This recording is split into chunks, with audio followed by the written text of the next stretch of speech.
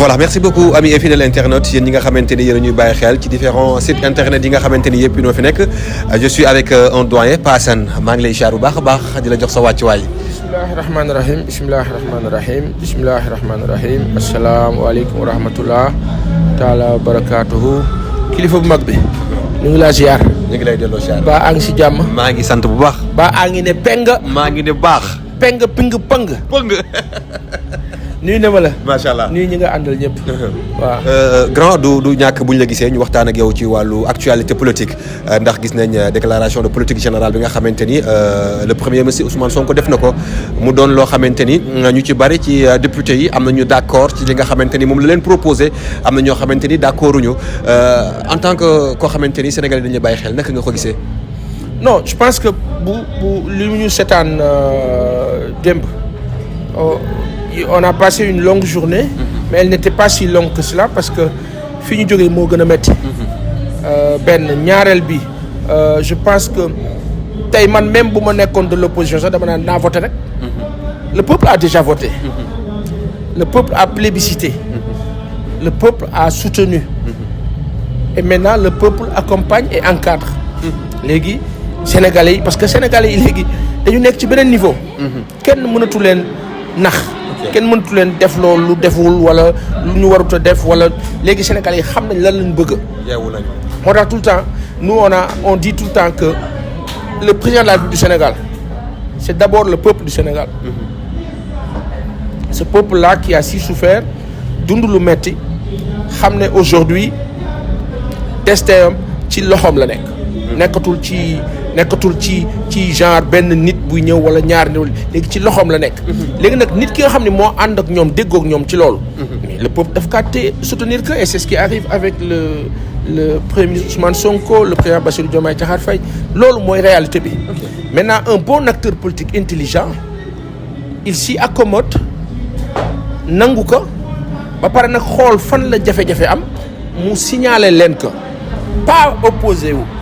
C'est normal qu'on s'oppose mais qu'on puisse dire aux gens écoutez yoon bi ngeen jël baax na mais fii am na problème sauf que légitimité bi permettre par exemple ki opposé wu actuellement. daf ko perdre moment bi mu yoree. di gérer nit ñi mere ko donc même buy wax dëgg sax nit ñi duñ ko bàyyi xel. D'où l'importance aussi ñu yóbbu débat bi foo xam ni waa ji même bu ñu àndul ak moom. même bu dee d'accord ñu ak moom su waxee lu yenu maanaa ñu ne ah fii kat. am na raison et je pense que actuellement sénégalais yi ñu ngi ci sens boobu. opposants yi ñoo war a def effort davantage pour nekk dans ces débats d'idées et de construction. pour mën a suivre mën a exister continuer à exister politiquement parce que quand vous refusez la vérité vous disparaissez te loolu ñoom je pense que ils doivent agir intelligent pour xam ne que li ñu war a def mooy ànd ak ci li peuple bi bëgg. maintenant li peuple bi bëgg ak fa mu kaa jaare mën na bañ a doon yoon bu baax bi. nga ne kat attention peuple bi fi ngeen bëgg a aw du foofu. parce que lii ak lii ñu ne la déet yow dañ laa dénkoon kon léegi may ñu jàmm. nga leen waa d'accord xam la ma yàqule. ak la tax ma yàqule moo tax ma leen di wax ñu bàyyi la nopp mais loolu yaa ngi kaa mën a def ci nga wekk nit ñi respecter leen mu nekk civilité. ngeen déggoo waxtaan bi mën a yem. loi d'amnistie abrogé ko doon na loo xamante ni bokk na ci liñ ca yëkkati mais Aïssata Tall Sall ay kàddoom saa su ne mooy loolu nga xamante ni moo di loi d'amnistie buñ ko abrogé ñi nga xamante ni ñoo war a delluwaat ci yoon dina bëri ba ki nga xamante ni moo di le premier ministre Ousmane Sonko nee na moom pare na pour ñu abrogé loolu. waaw je pense que c'est vrai que bu ñu abrogé lu bëri ça peut être une très grosse préoccupation. Mais ce n'est pas pour autant que ay nit ont commis des crimes. ñu ne non crime yooyu pour bañ problème bon bu ñu ko wax quoi c'est kon jarul justice jam justice ci dëgg laa dox no dañu bëgg tabax. mais bu ñuy tabax il faut que les fondamentaux et la fondation nekk lu dëgër sinon duñ ci teg immeuble. donc bu ñu nee nag non c'est que bu ngeen naree gas aussi day sonal waa koñ bi gas bi day metti ci ñoom mais kañ ngaa tabax. Aujourd'hui ñi nekk ay victimes ñoom boo ñëwee ne leen non cette loi ne sera pas abrogée parce que voilà vous n'avez qu'à excuser pardonner bon c'est bon loolu neexul ci xol de. ñi ñàkk seen doom ñii ñu pattaloo leen ñii ñu làggiloo leen ñii ñu paralyser leen ñii ñu ne sànni nañ leen ci géej gi te kenn xamul. ñii ñu ne réer nañu ñii ñu ne gis ñu seen doom ñu ne leen non dem leen ca kaso ba ñu dem ñu ne new fa ñu ne est-ce que dilul yoonu Nicaragua bi yoonu Nicaragua sur les 3 ans là le fës sur 2 ans 3 ans la yoonu Nicaragua fës mais avant on n'en parlait pas ñu jékki-jékki rek subitement mu am après on dit que des gens ont été jetés soi-disant ci géej gi est-ce que am na ou pas en tout cas y en a qui le disent ak yeneen on parle de 80 morts mais am na ñoo xam ni dañoo blessé après décédé am na ñoo xam ne dañoo réer am na donc on ne sait pas maintenant la population ou le peuple a besoin de vérité xam kan moo def lu tax mu def ak kaka def loo ça prendra le temps que ça prendra mais ne pas abroger c'est comme se dire bon c'est bon il y a pas de problème ou il y a jamais eu de problème alors que ñi defoon lu bon loolu mais ñu ngi suñu biir di dox di régler seen ay soxla et malheureusement sax léeg-léeg sax nga sentir ne ñu ngi commencer di dugg sax ci nguur gu bees gi mais d'une façon subtile et parfois ça fait mal ça fait très mal parce que dañu am astuce et malheureusement les gens cyniques ñu soxor ñi dañuy am jëmmi nit ñu baax léeg-léeg et c'est pas bien donc nit ñi sonn nañ souffrir nañu dund nañ lu metti ak seen famille tey nga ne leen bon bu ñu abroger loi bi parce que alors que cette loi d'amnistie à la place il fallait mener des enquêtes ça n'a pas été le cas on a tué des gens mais tranquille quoi comme si de rien n'était comme kuy rey ay xar ça léegi nag ñooñu continuer le danger c'est que ñu continuer di fi nekkaat tranquillement sans dara mais ñooñu bu ñu amaatee occasion il faut reprendre donc il faut qu'aujourd'hui qu'on sache ce qu'on veut sunu yaay bi Aïssata sunu avocate la sunu xarit la mais dëkk bu ñu kaa tabax faw ñu leeral il faut dafa war a leer. dafa war a leer beaucoup de gens ñu ngi doon xaar aussi tamit ñu waxtaane foofu li nga xamante ni moo di criminalisation de l'homosexualité mais jibu fa ñu ci bari ne est-ce que loolu doonul loo xamante ni lu ñuy nëppal la ci suñum réew. ku ko fi nëppal doo fi toog dañuy waxtaan rek ci xel. fii dafa am ay kilifa yu mag yu fi tëdd benn ñaareel ba ñun Sénégal dunduñu loolu baaxoowuñu loolu bokk ci ñun. xam nga dañuy wax l'arche de Noé ci jamono. yonent yàlla Nóor. ñuy wax ne moom njabootu boppam sax faf borom bi daf leen boole sanctionné. massa ñun ñi nga xam ni duñu on va dire duñu nañ ñu baal sax massa ñun quoi. donc aujourd'hui je pense que lu tax jibu fa moi j'attends de voir quoi. Un projet de loi dans ce sens ou une proposition de loi dans ce sens bu nee duñ ko voté nag ñu ne nag kon sunu gaañ li doon wax amut boobaa moom dañ leen naan rek yéen li ngeen naroon malheureusement yàq ngeen ko du dem mais je dis attendons pour voir.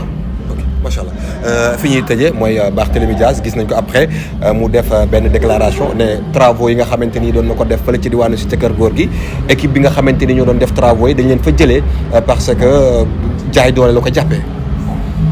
alors j'ai entendu dire oui su fekkee Expresso noonu la demee. bañ mu liggéey parce que dañu nekk ci xeex bi. y a 2 aspects bañ mu liggéey parce que dañu nekk ci xeex bi. wala non dañu arrêté liggéey bi quand on a décidé de l'arrêter d'accéder à la mairie. ñaari aspects yooyu nga xool. moi j'ai toujours dit que ce qui s'est passé à la mairie c'était exécrable. qu'il fallait pas mu demee noonu. am na 10 jours de recours quand on parle d'une décision en disant cependant ou par contre ou néanmoins ou sauf ci tubaab. dañ naan kon il faut ñu xaar loolu sauf ba jàll. après donc on dit oui décision administrative les gens ont expliqué ça et là mais une chose est certaine. Une décision administrative mënu tegu ci kaw décision de justice boo xam dañ ko war a xaar. Ça veut dire que c'est pas encore définitif. Il va falloir attendre maintenant dans cette attente là en principe ci li ma gëm man. ki nga xam dañ ko ne non décision bi am nga recours c'est suspensif. selon moom ñeneen ñi non c'est pas suspensif dafa war a bañ a duggati ci maire bi arrêter complètement bañ a nekk maire mais nit sax boo ko génnee huissier. bu lay génn ci kër dina la ne am nga délai wu temps. donc si niveau boobu laa am tuuti jafe-jafe. après sur le plan politique on connaît comment ça se passe. fii Sénégal Afrique en général même dans le monde quand on est dans le même cas on peut gérer certaines choses. quand on n'est pas dans le même cas on les gère pas.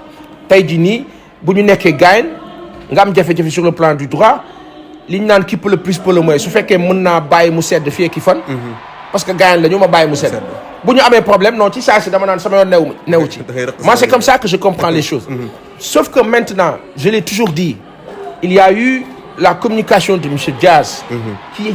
qui est allé mais voilà dans un sens. méli-mélo qui fait que même ki nga seqal sax même bu fekkoon sax daf la tooñ sax. après day budde. affaire u nit la quoi. c'est-à-dire di nga wax ba benn moment ki nga seqal budde. j'ai vu par exemple monsieur Diaz quand il dit et quand le maire entame des process. daloon na fi Khalifa Ababacar Sall. malheureusement loolu bokk na ci li tardel Dakar parce que quand Khalifa voulait faire son emprunt obligataire pour place de l'indépendance. loolu bu réussiroon tey génne nañ fii. donc il faut que acteurs politiques aussi di sóor di jël hauteur di sóor ne. non lii bu bloqué c'est encore du retard. vaut mieux ok amul problème na ko terminer mais bu terminer daf ñu abal. moi je trouve c'est plus intelligent. na ko terminer mais bu paree daf ñu abal. parce que loi bi nee na nañu abal. amul problème terminer defal le tour man nag ma bopp man nag du man ma bopp la maa waxal. amaana itam bu ma nekkoon def lu yées. mais je dis dans des cas de figure comme ça. ok il veut finir ça ces travaux là y a pas de problème bu paree après il part. méttiwul après nag la réalité est-ce que c'est exactement loolu. moo waral ñu ne ko da ngay arrêter exact textus loolu su fekkee loolu ça me pose problème beneen bi gis naa mu def discours. monsieur Diaz monsieur le maire et c'est là où je dis monsieur le maire il faut nga nangu ñu conseiller la. monsieur le maire il faut que nangu ñu conseiller la. da nga jàpp ne amul ay conseillers. non je dis il faut que kilifa yi monsieur le maire monsieur le PM monsieur le président ils ont tous des conseillers. le PM a des conseillers dans tel domaine dans tel autre domaine dans tel am na ñoo xam ne dañuy taxaw moom ne ko lii ak lii ak lii ñu d'accord ou pas. idem pour le président idem pour keneen. dans la vie c'est ainsi personne ne détient le monopole du savoir de devoir être sachant et savant pour dire li ma wax moo di lool. di nga am tey dëgg. suba nga bañ a am dëgg. il peut arriver aussi ngay am dëgg. mais je dis une chose monsieur Diaz il faut que ñii muy séqal di ànd ak moom jege ko lool bu naree génn wax ñu ne ko bul wax bàyyi noonu après nag quelqu'un me dira waaw mais il faut qu'il se défende je dis mais dans la façon de se défendre la meilleure façon de se défendre c'est quoi de faire de sorte que le peuple ànd ak yow. c'est très important. même soo jàppee ni peuple bi comprendrewul moo tax àndul ak yow mais naxanteel ba peuple bi comprendre boo amul patience nag pour peuple bi comprendre après daf laa dugal ci saa yoo waxee peuple yow bala ngay ki ngay attaquer di wax sax. peuple bay jóg jël défense am ba pare dal sa kaw. d'où l'importance pour les acteurs politiques di jël hauteur bañ a dem ak ego bañ a dem ak xam nga. di dem ak égard et non ak ego. plus d'égard moins d'ego moins de dégâts. Plus d'ego, moins de dégâts, plus de dégâts. Et donc, il faut choisir. Je préfère man jox nit bi cëram mu delloo ma sama cër ñu waxtaan ba déggoo que plutôt que ma am nu ma doxalee ak moom mu delloo ma ko bu fekkee dama nekk ci position de faiblesse je perds. Okay. L'entrée de Pa Assane à la RTS et les propos de Cheikh Oumar Diagne. Waaw. Bon RTS je pense que c'est pas de l'info. xam nga ci àdduna moom da ngay jaar rek jàll dem. si tey jii nii mën nga yeewu suba ñu ne la Pa Assane mu ngi feneen. wala nga xëy suba ñu ne la Pa Assane nee na pare na ci presse mu ngay defi leneen. En 2012 j'ai failli faire l'examen d'agent de joueur. Je pensais que damay dem nekk agent de joueur après je sais pas si circonstanciellement je l'ai pas fait. Je me retrouve ici donc àdduna noonu la da ngay dem mais je dis une chose. Concernant monsieur Diagne dama jàpp dafa juum parce que si les tirailleurs sont des traîtres alors qu'ils étaient sous gouvernance française on était sous la tutelle française tey moo xam Guadeloupe wala Martinique moo xam Mayotte bi am jafe-jafe mais ils sont sous l'État français ay français lañu seen ay pièces d'identité carte française la tey soo ne par exemple je dis quoi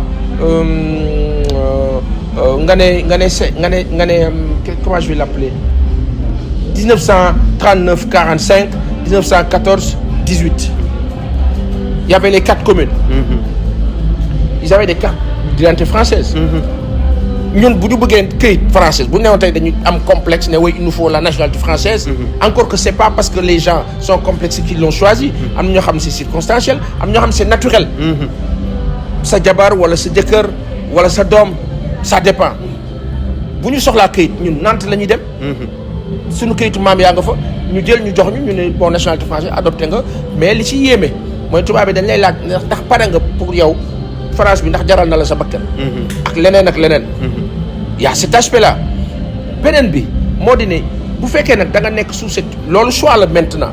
mais avant ils n'avaient pas le choix ils étaient colonisés sous domination française waaw léegi il faut se poser la question lu waral domination française ba. il faut retourner à l'esclavage. et c'est quand on retourne à l'esclavage qu'on se rend compte que amoon na suñu ay yenn maam yu doon jaay peut-être ñeneen ñi. parce que jaay leen doole tubaab nag di leen jaxase seen biir. ba jàppale ñoom ñëpp c'est comme ça. D'où l'importance de ne pas se tirer une balle. Ce que j'appelle se tirer une balle. Parce que Kilifeu bi on le respecte beaucoup Cheikh Oumar Diagne suñu am di jàmm la mais là où j'ai un problème c'est que vu sa stature et sa station. fi mu nekk pour man waru sax di génn di wax lu bari. dafa am moment boo xam ni moment wax la woon. ak moment boo xam ne nekkatul moment wax. léegi moment gestion la parce que moom position bi mu nekk il peut pas génn rek comme ça. faire des émissions man j'ai même envie de savoir est-ce que loolu entretien bu yàgg la ou pas j'ai envie qu'on me dise ndax lu yàgg la ou pas entretien bu bees la. bu bees la ok donc malheureusement pour man warul di génn tout le temps di wax comme ça. il doit faire beaucoup plus attention comme nous autres d'ailleurs parce que waxkat moom. noo def mu juum léeg-léeg. mais c'est quelqu'un de très bien après une deuxième polémique encore ça gêne. merci beaucoup Pa Assane. jërëjëf. ban lecture nga am ci façon bi ñu ne Ousmane Sonko def comité député de l'APR Abdou Mbow ban lecture la am. non du ma la tontu ban lecture la am ci diggante Abdou Mbow ak Ousmane yow.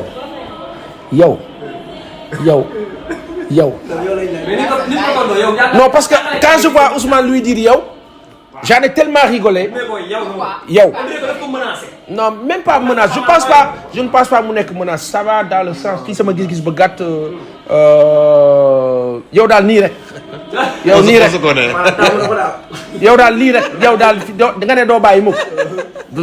c'est taquin quoi. merci beaucoup grand. noo ko bokk.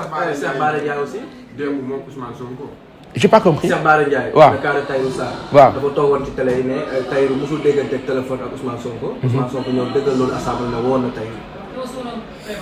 je ne rentre pas dans la polémique.